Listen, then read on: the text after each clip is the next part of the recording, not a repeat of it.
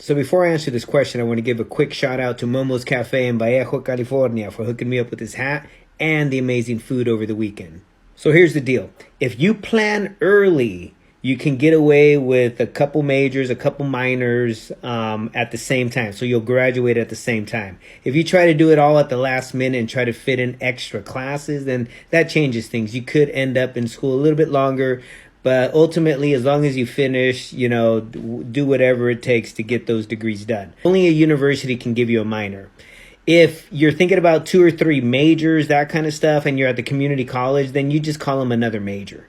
There's no such thing as a minor at the community college. So a minor is a university thing. I'll start off with me as an example. I have a Chicano Studies bachelor's degree, and my minor is in psychology, which means that I took at least 21 units in psychology, which is, 7, 8 classes in psychology, in addition to all my other classes in general ed and in my major. So my degree says Bachelor of Arts, Chicano Studies, and then real small say with the minor in psychology. And I used the minor in psychology to qualify to enter a master's degree in counseling because the master's wants some psych. I just didn't want to major in psych. I would rather major in Chicano Studies than do a minor in psych. So I used the minor to then enter a master's degree in counseling, which allowed me to become later a college counselor. And in your case, psychology and business as a minor is a great combination because that minor in business will allow you to go into a master's degree in business administration if you want to do that later.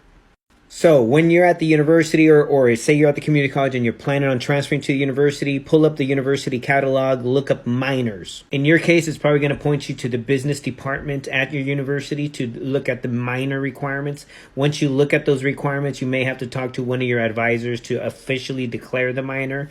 More than likely, they'll let you take around 6 or 9 units at the community college that will go towards that minor.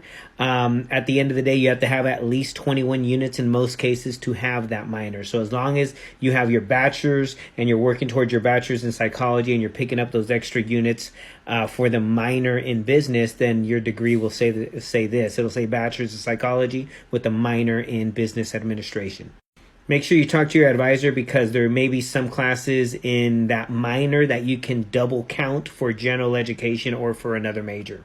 Don't forget to download our free TecoGuide app and follow me.